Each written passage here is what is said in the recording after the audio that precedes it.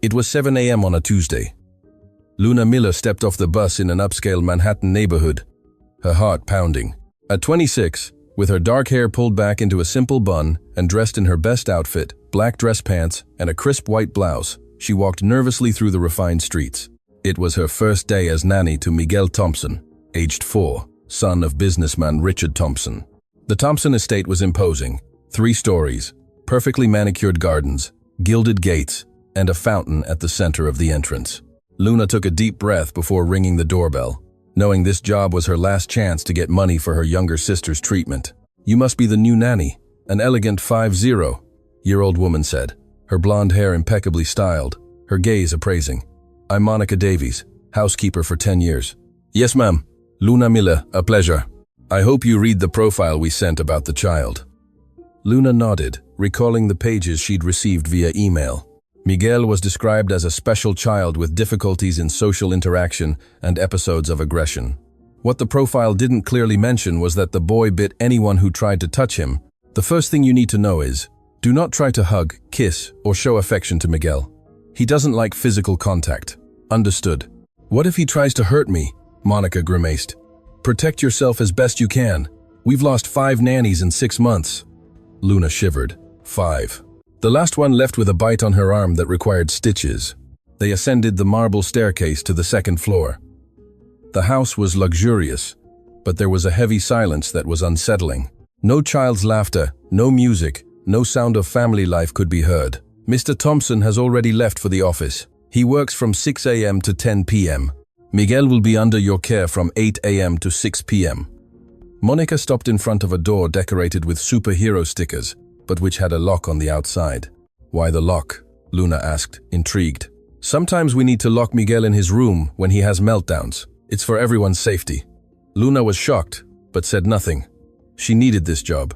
Monica opened the door, revealing a gigantic room filled with expensive toys, a large screen TV, and a mini gym with a slide and seesaw. In the midst of all this opulence, a small boy sat in the furthest corner of the room, clutching an old, worn teddy bear. Miguel Thompson had curly brown hair, bright green eyes, and an angelic face that contrasted with his closed-off, distrustful expression. He looked at Luna as if she were a threat. "Miguel, this is your new nanny, Luna." The boy didn't respond, just pressed the teddy bear tighter against his chest. "Hi, Miguel, what a nice bear you have." Miguel shrank back further, as if expecting Luna to try to take his toy. "I'll leave you two to get acquainted," Monica said, quickly exiting and closing the door. Luna was left alone with Miguel, who watched her with a mixture of fear and anger.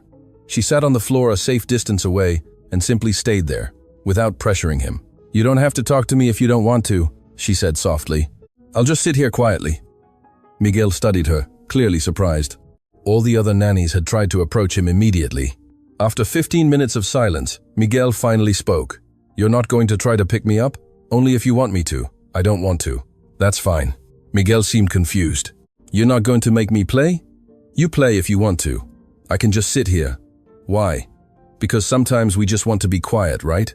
Miguel nodded, surprised that someone understood that. "What's your teddy bear's name?" Luna asked. "Theodore." "Pretty name. He's your best friend?" "He's the only one who doesn't hurt me." The phrase pierced Luna's heart. "Who hurts you, Miguel?" The boy lowered his head. "Everyone. They pretend to be nice, but then they hurt me. I won't hurt you. They all say that, then they grab me and make me do things." Luna understood that Miguel had developed a defense against abusive adults. Biting was his way of protecting himself. "You know something, Miguel? I have a teddy bear too." The boy's eyes lit up with curiosity. Luna took a small, simple, but clearly well-loved fabric teddy bear from her bag. "This is Benny. My mom made him for me when I was little." "Your mom made him?" "Yes, she did. She didn't have money to buy one, so she sewed him herself." Miguel looked at the simple bear with interest. "Does he protect you too?" "He does, especially when I'm sad or scared." "You get scared?" "Yes, I do. Everyone gets scared sometimes." Miguel seemed relieved to know that adults also felt fear. For the rest of the morning, they sat on the floor, each with their bear, talking about random things. Miguel discovered that Luna liked the same cartoons as him, that she also didn't like overly seasoned food, and that she understood when he needed silence. At lunchtime, Monica appeared with a tray. "Miguel's food. He's very picky." Luna looked at the plate. Unseasoned grilled chicken, white rice, cooked carrots, bland food. Miguel can't eat anything else. He can, but he only accepts tasteless food, any seasoning, and he'll spit everything out. After Monica left, Luna slowly approached Miguel. May I sit near you? Miguel hesitated, but nodded. Do you like this food? No, but it's the only one that doesn't hurt. Hurt how? Seasoned food burns my mouth. It hurts a lot. Luna frowned. Miguel, have you ever seen a doctor about this? Grandma Stella said I was just being picky. Luna suspected Miguel might have some food sensitivity, or even autism, but no one had investigated. Do you want me to sing a song while you eat? Miguel smiled for the first time that day. Okay. Luna began to hum a soft lullaby. Miguel ate slowly, but he ate everything, something that hadn't happened in months. In the afternoon, Richard Thompson arrived home early to meet the new nanny. He was a 40-year-old man, tall, with graying hair, wearing an expensive suit, but with a tired and distant expression. How was the first day? He asked Monica in the hall, surprisingly calm. Miguel didn't bite the new nanny. Really? Richard seemed genuinely surprised. They spent the day talking. It was strange. Richard went up to his son's room and found a scene that moved him. Luna was sitting on the floor, reading a book aloud, while Miguel lay beside her, listening attentively. Dad. Miguel ran towards his father but stopped half a meter away. Hi son, how was your day? Aunt Luna didn't make me play, and she has a bear just like mine. Richard looked at Luna, intrigued. Thank you for taking care of him. It was a pleasure, sir. You can call me Richard. Dad. Miguel tugged at his father's pants. Is Aunt Luna coming back tomorrow? If she wants to. Miguel looked at Luna with hopeful eyes. Will you come back? Yes, Miguel, I will. For the first time in months, Miguel smiled at his father. That night, Richard couldn't stop thinking about the scene he'd witnessed. His son, who wouldn't let anyone near him, was completely at ease with Luna. In the first week, Luna established a caring routine with Miguel. She discovered that he was super intelligent, creative, and affectionate when he felt safe. Aunt Luna, can I tell you a secret? Of course, Miguel. What do you want? I pretend to be brave so no one will hurt me. And it works? It works, but I don't want to pretend with you anymore. You don't have to pretend anything with me. Miguel moved a little closer. Can I touch your hand? Luna slowly extended her hand. Yes, you can. Miguel touched her hand carefully, as if it were made of crystal. It was the first voluntary physical contact he'd had with an adult in 2 years. Your hand is warm, he whispered. Yours too. Gradually, Miguel began to open up. He told Luna about his nightmares, about how he felt when people forced him to do things, about how much he missed his mother who died when he was 2. Do you think my mom is happy in heaven? I'm sure she is. And she must be proud of the brave boy you are. But I'm not brave. I'm afraid of everything. Courage isn't not being afraid. Courage is doing things even when you're scared. Miguel thought about it. So I'm brave because I'm scared, but I talk to you anyway? Exactly. But it wasn't all smooth sailing in the Thompson mansion. Stella Thompson, Miguel's grandmother and Richard's mother, was a 5-year-old woman, traditional, rigid, and with very firm ideas about child rearing. She visited her grandson twice a week and didn't like what she saw. Richard, that nanny is spoiling Miguel too much. What do you mean, mother? She lets him do whatever he wants. Yesterday I saw them both sitting on the floor as if they were equals. And what's the problem? The problem is that a child needs discipline, not friendship. Mom, Miguel is happier than ever. Too happy. Children who are too happy become reckless. Stella went up to Miguel's room and found Luna helping the boy build a fort with cushions. What is this? Stella interrupted the game. Luna quickly stood up. Good afternoon, Mrs. Thompson. We were playing. Playing? Miguel should be studying. He's 4 years old, Mrs. Thompson. So what? I learned to read at 3. Miguel needs to prepare to be a true Thompson. Miguel hid behind Luna, clearly afraid of his grandmother. Mrs. Thompson, playing is also important for development. How many children do you have? Stella asked disdainfully. I don't have children. Then you don't know how to raise them. Miguel, come here now. Miguel didn't move. Miguel! Stella shouted louder. The boy began to tremble behind Luna. Mrs. Thompson, he's scared. A child shouldn't be afraid of their grandmother. Miguel, if you don't come here now, I'll tell your father you disobeyed. Miguel still didn't move. Stella moved to grab the boy by force. No! Miguel screamed and threw himself into Luna's arms. It was the first time he had voluntarily hugged someone since his mother's death. Stella was shocked. This is unacceptable. Miguel has never disobeyed like this. He's not disobeying. He's protecting himself. Protecting himself from what? I'm his grandmother. With all due respect, Mrs. Thompson, but you scare him. I scare him? I've taken care of him since he was a baby. Caring and loving are different things.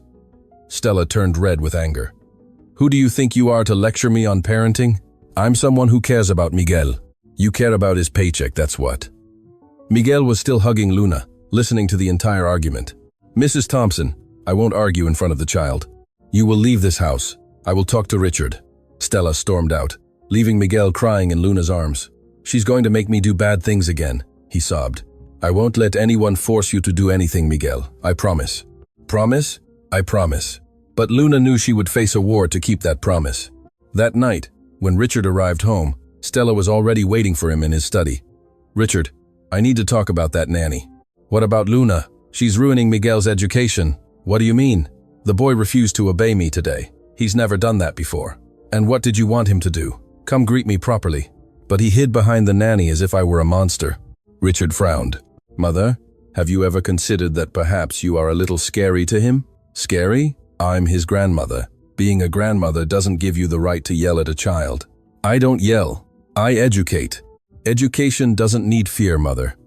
Stella changed her strategy. Richard, that woman is not qualified to take care of Miguel. She's doing better than any nanny we've hired. Doing how? Miguel is becoming spoiled, disobedient. Miguel is becoming happy, Mother. For the first time since Laura died, the mention of his deceased wife made Richard pause.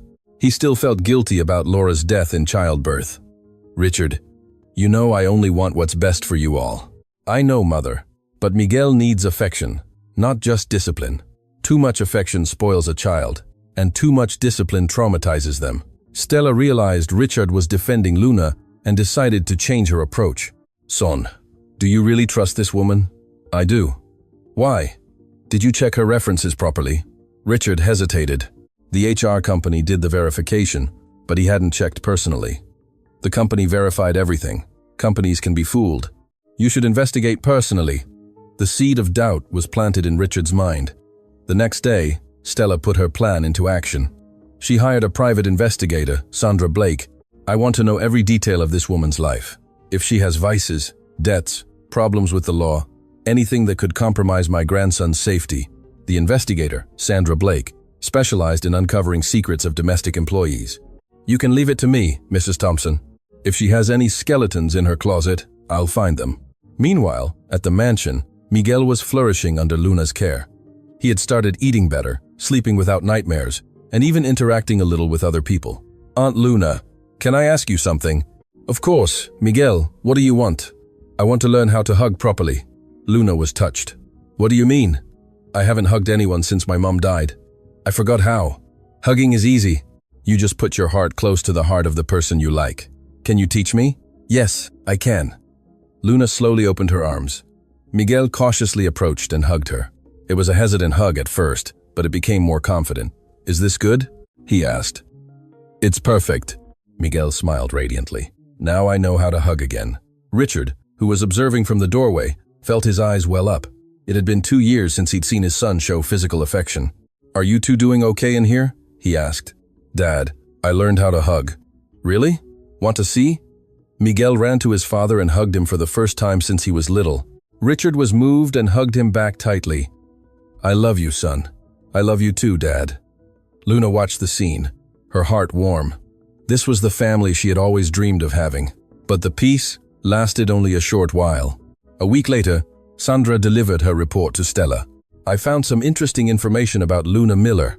What kind of information? First, she was raised in a very poor family. Her mother was a laundress, her father an alcoholic. That I imagined.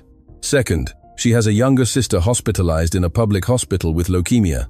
The treatment is very expensive. She might be desperate for money. Stella smiled maliciously. Continue. Third, she doesn't have a degree in pedagogy or child psychology, as stated in her resume. She lied? Not exactly. She took some free courses, but she doesn't have a college degree. That's resume fraud.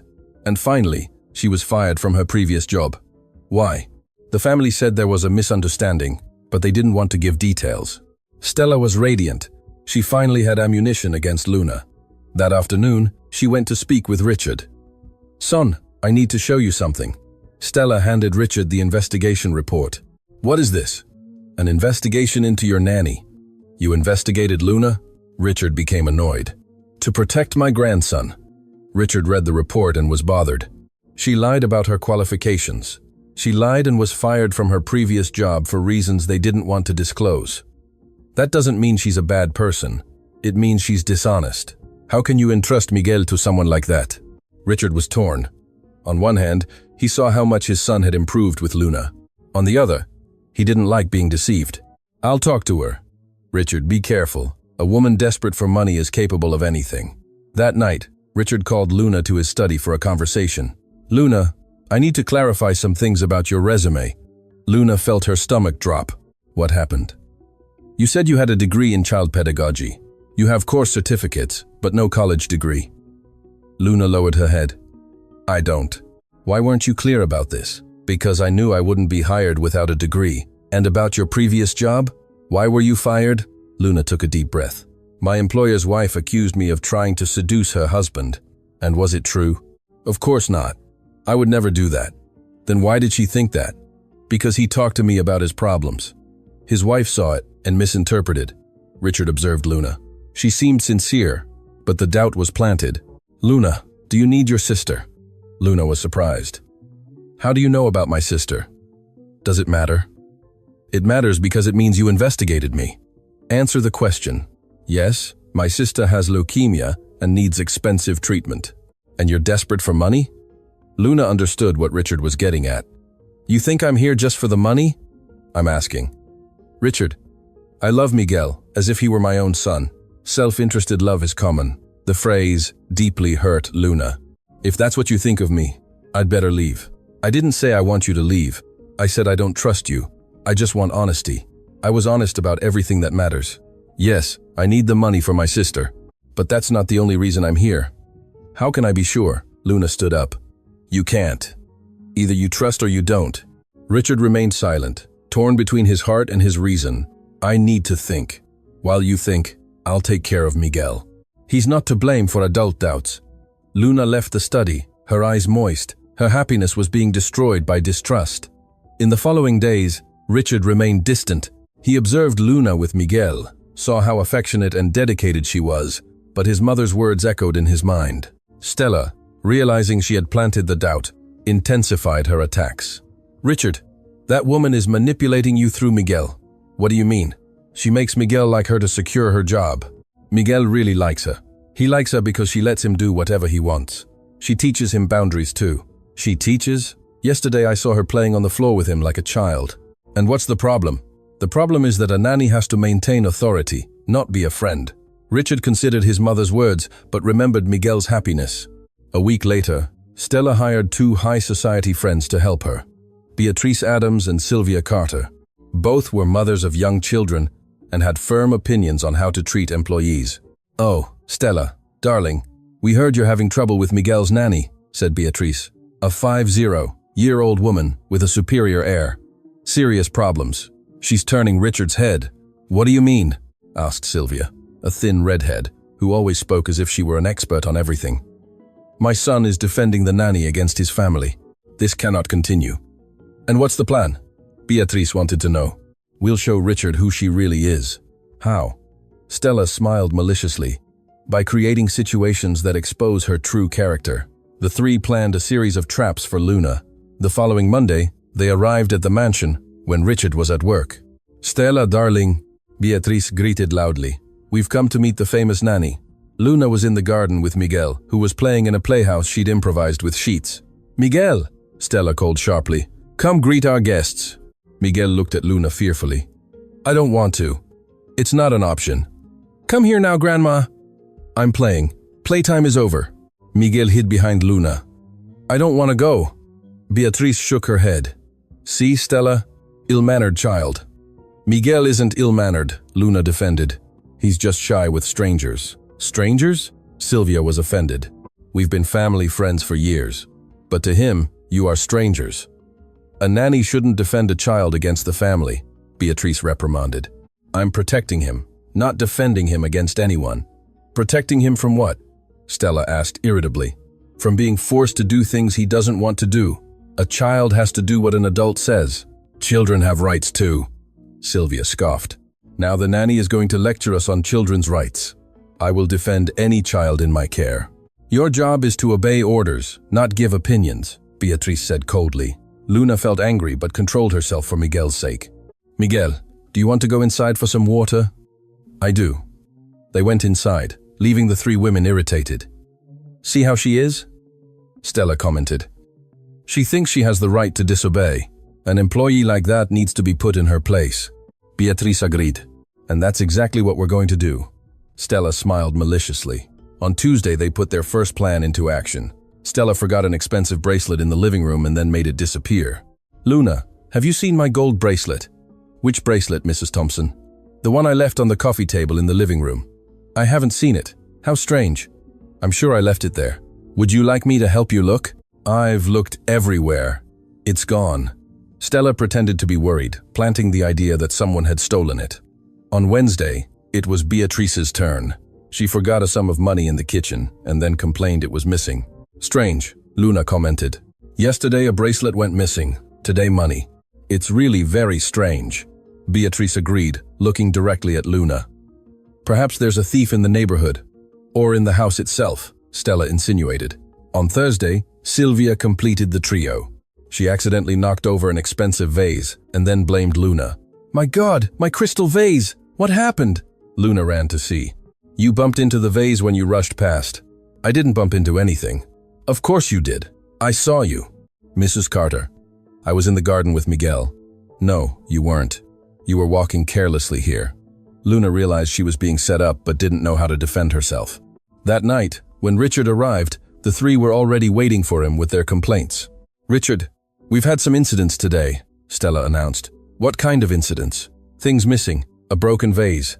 And what does that have to do with Luna? She was present at all occurrences, Beatrice insinuated. Are you accusing her of stealing? We're not accusing, Sylvia said carefully, just reporting facts. Richard was bothered. I'll talk to her. He called Luna to his study.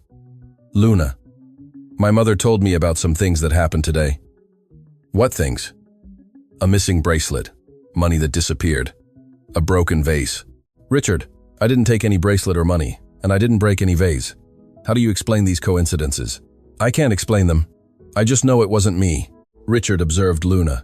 She seemed sincere, but the evidence was accumulating. Luna, are you going through financial difficulties? I am, but that doesn't make me a thief. But it can make you desperate. Richard, do you really think I would steal from the house where I take care of Miguel? I don't know what to think anymore. Luna felt her world crumble. If you don't trust me, I'd better leave. Perhaps it's for the best. Richard's words cut like a knife. All right, I'll pack my things. And Miguel? Miguel will understand that sometimes people leave. Luna left the study heartbroken. She went upstairs to say goodbye to Miguel, who was sleeping. Good night, my love, she whispered, kissing his forehead. Aunt Luna will always love you. The next morning, Miguel woke up and looked for Luna. Where's Aunt Luna? He asked Monica. Her? She had to travel. Travel where? Far away. Miguel started to cry. She promised she would never leave. Sometimes adults have to leave, Miguel. But she loves me. I know, little one. Miguel cried all day. Richard found his son inconsolable in his room. Son, what's wrong?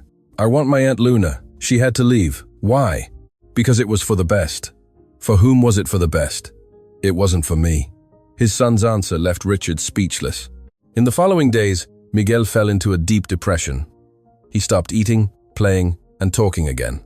Worse, he started biting anyone who tried to touch him. Mr. Thompson, Monica reported. Concerned. Miguel is very unwell. He hasn't eaten anything for 3 days. Call the doctor. Dr. Henry Dawson, Miguel's pediatrician, examined the boy. Physically, he's fine, but emotionally, he's in deep distress. What could it be? Some recent loss? A change in routine? Richard hesitated. His nanny left. Were they close? Very. Then that's it.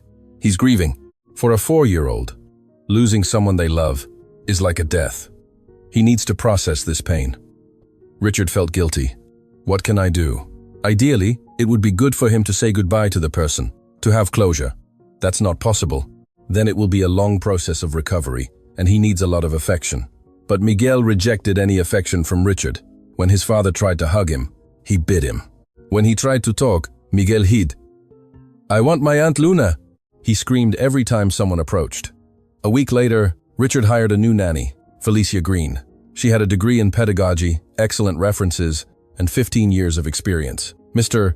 Thompson, I've never seen such an aggressive child," she reported on the second day. "He's going through a difficult phase. He bit me 3 times yesterday. I need to wear gloves to protect myself. Have patience. He'll get used to it." But Miguel didn't get used to it. He treated Felicia like an enemy. He bit, kicked, screamed. The experienced nanny didn't last a week. "I'm sorry, Mr. Thompson, but I can't continue. That child needs psychological help." The second nanny, Carla Jenkins, lasted only 3 days. The third, Amy Lee, left on the first day after a bite that broke the skin. Mr. Thompson, Dr. Dawson, was called again. "Miguel is regressing. He's returned to the state he was in when he lost his mother." What does that mean? It means he's closing himself off from the world. If left untreated, he could develop permanent trauma. What do I need to do? Ideally, re-establish the bond that was broken with the previous nanny, if possible. The child formed a secure attachment with this person. Losing her was traumatic. Richard was thoughtful. And if it's not possible, then intensive therapy will be necessary. And even then, it could take years for him to return to normal. That night, Richard spoke with his mother. "Mother, Miguel has been very unwell since Luna left. It will pass. Children forget quickly. He's not forgetting, he's getting worse. It's childish drama." "It's not drama. He stopped eating, not sleeping, biting everyone. Hire another nanny. I've tried. None of them can handle him. Then hire a more experienced one." "Mother, the problem isn't experience. The problem is that he lost someone he loved." Stella was bothered. "Richard, you can't give in to a child's emotional blackmail. It's not blackmail, it's real suffering. If you bring that woman back, it will look like she won." "Won what?" "The right to care for my son."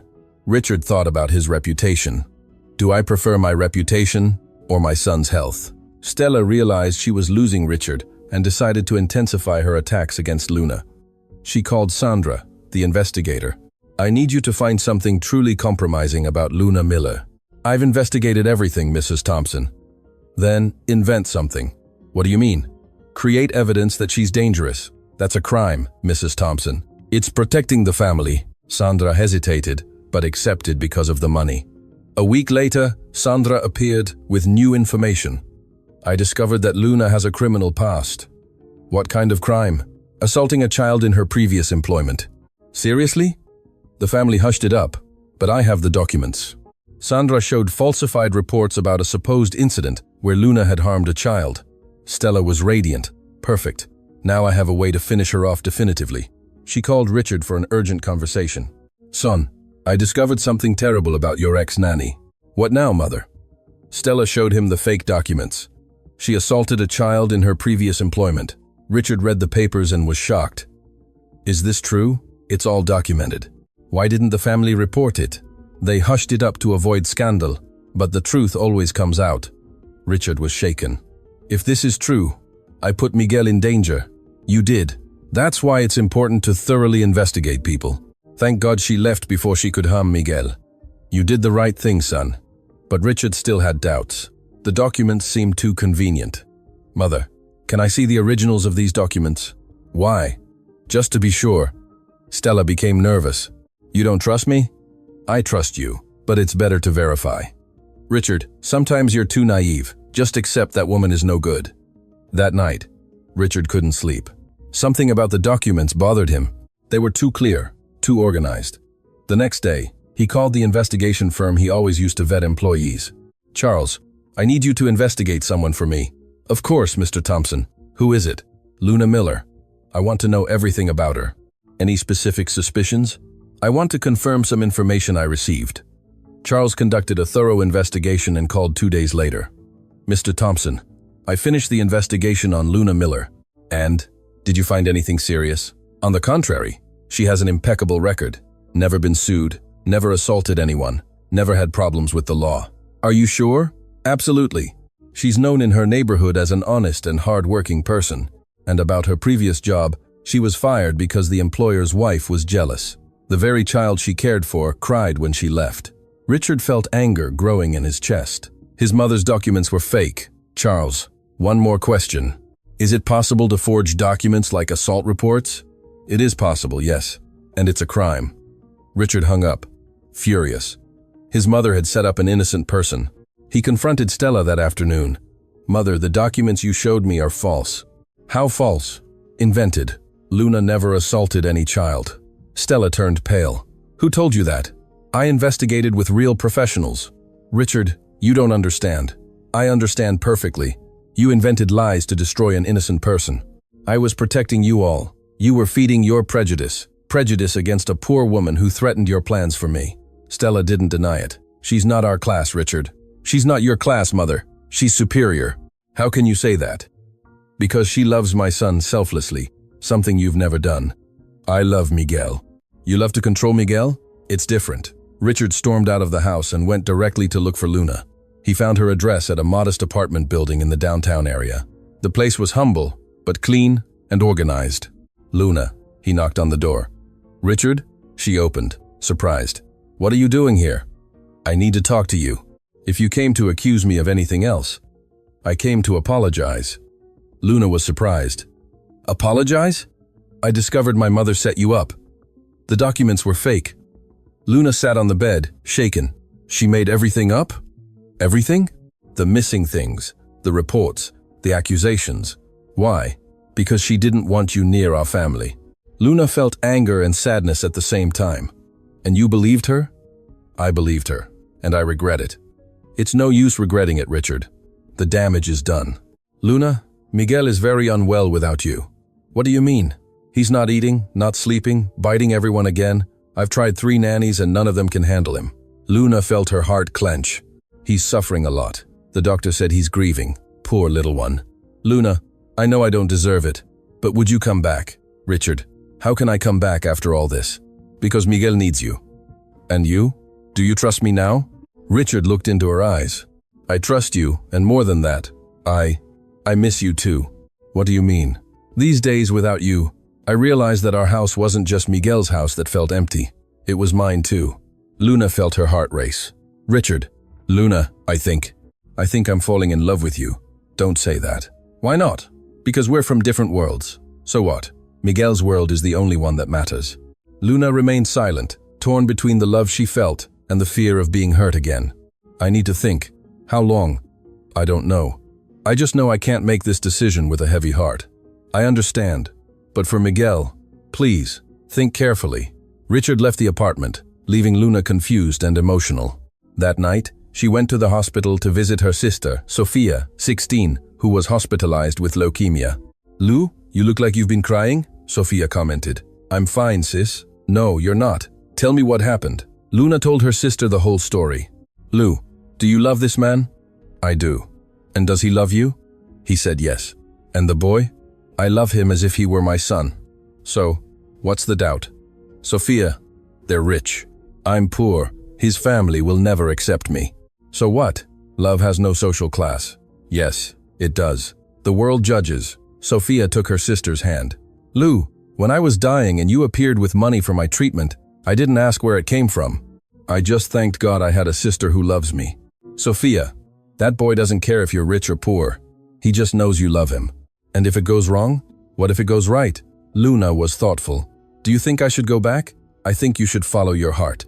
The next day, Luna made a decision. She called Richard. Richard, it's Luna. Luna? Have you decided? I have. I'm coming back. Seriously? Richard couldn't hide his joy. But with conditions. What conditions? First, your mother cannot interfere in my relationship with Miguel. Agreed. Second, if she invents more lies about me, I'll leave and won't come back. She won't invent anything. I'll make that clear to her. Third, I want a formal employment contract with labor rights. Of course. And last, I don't want to mix work with feelings. What do you mean? I'm coming back to take care of Miguel. What happens between us, if anything, has to be natural. Understood. When can you start? Now. Miguel needs you. Luna arrived at the mansion in the late afternoon. Monica greeted her with relief. Thank goodness you're back. Miguel is impossible. How is he? Locked in his room? He bit everyone who tried to approach him. Luna went up to Miguel's room. She knocked softly on the door. "Miguel, it's Aunt Luna." Silence. "Can I come in, Aunt Luna?" The boy's voice was a whisper full of hope. "It's me, my love." The door slowly opened and Miguel appeared. He was thin, pale, with dark circles under his eyes, but when he saw Luna, his face lit up. "Aunt Luna, you came back?" He threw himself into her arms, crying, "I thought you had forgotten me." "I'll never forget you, Miguel. Never. Do you promise you won't leave again?" "I promise. Even if someone tells lies about you?" "Even then." Miguel hugged Luna tightly, as if afraid of losing her again. "I missed you so much," he sobbed. "Me too, my love." "Me too." Richard watched from the doorway, moved. In 5 minutes, Luna had achieved what he couldn't in 2 weeks. In the following days, Miguel gradually returned to normal. He ate better, slept without nightmares, played again, and most importantly, stopped biting people. "Aunt Luna, why did you leave?" "Because there was a misunderstanding." "What's a misunderstanding?" "It's when people think something that isn't true. And now they know the truth?" "They do." "So you're not leaving anymore?" "I'm not, my love." Miguel smiled with relief. Stella, when she discovered Luna had returned, was furious. "Richard, how could you bring that woman back?" "Because my son needs her." "After everything we discovered about her?" "Mother, you invented everything." "I know the truth." "What truth?" "That you hired people to forge documents." Stella was speechless. "Richard, you're making a mistake. The mistake was believing your lies. You'll regret it." "I already regret having doubted her." Stella realized she had lost the war but didn't give up. If she couldn't keep Luna away from Miguel, she would try to separate her from Richard. She organized an elegant dinner and invited several families with eligible daughters. "Richard, I want to introduce you to Melanie Foster," she said during the event. Melanie was a 30-year-old lawyer, blonde, elegant, and clearly interested in Richard. "Nice to meet you, Richard. Your mother talks a lot about you, I imagine. She said you have a young son. It must be difficult to raise him alone. I have help. A good nanny is hard to find. My family has always had problems with employees." Richard was annoyed by the word employees. During dinner, Luna stayed in Miguel's room, who was restless. "Aunt Luna, why are there so many people downstairs? Your father is receiving guests." Grandma Stella said, "One of the ladies wants to be my stepmother." Luna felt a pang in her heart. "She said that?" "She did, and she said if Dad marries, I won't need a nanny anymore." "Miguel, you'll always need someone to take care of you with affection. But it might not be you." Luna hugged the boy. "It will be me, my love, always." "Promise?" "I promise." But inside, Luna was insecure. What if Richard really was interested in Melanie? After dinner, Melanie said goodbye to Richard with a kiss on his cheek. "It was a pleasure. I hope to see you again soon." "Of course." Stella was radiant. "What a polite girl, perfect for you." "Mother, I'm not interested. You should be. Miguel needs a real mother. He has Luna. Luna is an employee, not family. To me and to Miguel, she is family." Stella realized she needed to change her strategy. The next day, she went to speak with Luna directly. "Luna, I need to talk to you." "Yes, Mrs. Thompson? It's about your position in this house." "What about my position? You're getting confused about your place." "My place is to take care of Miguel." "Exactly. To care, not to replace the family." "I don't replace anyone, you do. My son is falling in love with you." Luna blushed. "That's not my problem." "It is, because you're giving him hope." "What do you mean? Accepting his feelings when you know it will never work out." "Why wouldn't it work out?" "Because you're from different worlds. He's rich, you're poor. That doesn't matter when there's love. It matters to society. It matters to his business." "Mrs. Thompson, with all due respect, Richard decides that. Richard is confused. He's mixing gratitude with love. And if he's not, he will be, and when he realizes it, he'll dismiss you." Stella approached Luna. "Do yourself a favor. Leave before you're humiliated." "I won't leave." "Why?" "For money. For Miguel. And because I love Richard." Stella was furious. "You really think you can marry my son?" "If he wants to, yes. That will never happen." "We'll see." Stella left the conversation irritated. If Luna wouldn't leave peacefully, it would have to be by force. That night, Stella called Sandra, the investigator. "I need you to do one more thing." "What now, Mrs. Thompson?"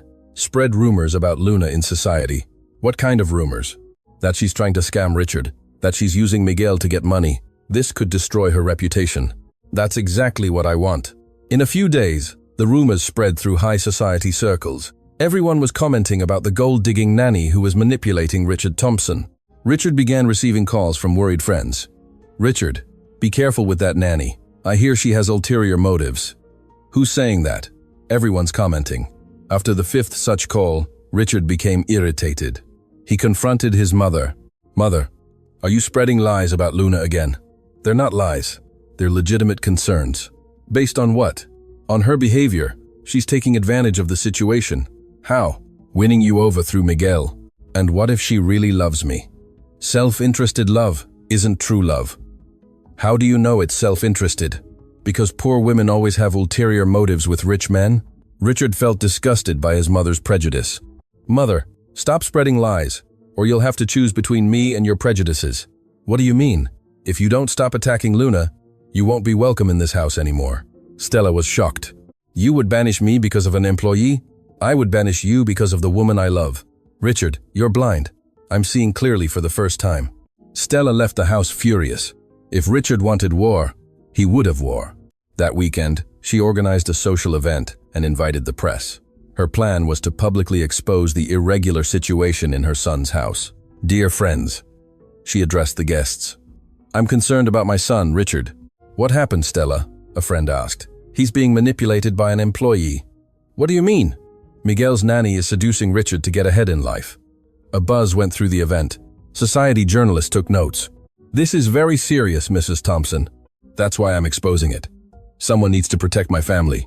The next day, the society pages published the story. Socialite denounces gold-digging nanny manipulating businessman through orphaned child. The article destroyed Luna's reputation. She became the talk of high society. When Richard saw the news, he was furious. "Mother, how could you do this? I did it to protect you. You destroyed an innocent person's life." "Innocent? She's taking advantage of you all." "The only person taking advantage of anything is you." "What do you mean?" "You're using Miguel to try to control my life." "I love Miguel." "You love to possess Miguel?" "It's different." Richard picked up the phone and called a lawyer. "Mr. Peterson, I need to sue a newspaper for libel." Stella turned pale. "Richard, what are you going to do?" "I'm going to clear Luna's name and make it clear that my mother is lying." "Richard, think about the family." "I am thinking. That's why I'm protecting Luna." The next day, Richard held a press conference. "Ladies and gentlemen of the press, I want to clarify the lies that have been published about Luna Miller." The press paid close attention. "Luna is an exceptional professional who saved my son from deep depression. And as for the accusations of financial interest, they are lies created by people who cannot accept that a humble woman can be more worthy than many wealthy ones." "Do you intend to marry her?" "I intend to marry the woman I love, and I love Luna Miller." The declaration made headlines. Richard had publicly acknowledged his relationship with Luna. At the mansion, Luna watched the interview, her heart pounding. "He said he loves me," she whispered, emotional. Miguel, who was beside her, asked, "Is that good?" "It's very good, my love." "Then you're going to be my real mom?" "If your father wants to." "Yes." Miguel jumped with joy. "I want to. I really want to." That night, Richard arrived home and looked for Luna. "Did you see the interview?" "I did." "And? What did you think?" "I thought it was brave." "Brave, why?" "For publicly acknowledging your feelings." "Luna, I was serious. I want to marry you." "Richard, I want to start a family with you." "And Miguel." "And your mother?" "My mother will have to accept it, or stay away." Luna looked into his eyes. "Are you sure?" "Absolutely. Then yes." "Yes what?" "Yes. I accept to marry you." Richard took her in his arms and kissed her for the first time. Miguel, who was hiding behind the door, came out screaming, "Yay, now I'm going to have a mom." 3 months later, in a simple but touching ceremony in the mansion garden, Richard and Luna were married. Miguel was the ring bearer, all proud carrying the rings. "Now you're my official mom," he shouted after the ceremony. "I am my son. My son," she repeated emotionally. I'll never get tired of saying that. Stella did not attend the wedding, but some high society individuals came, curious to meet the woman who had captivated Richard Thompson. "She's more beautiful than I imagined," commented one guest. "And Miguel adores her," observed another. Perhaps love really does know no social class. A year later, Luna was pregnant with the couple's second child. Miguel was radiant at the idea of being an older brother.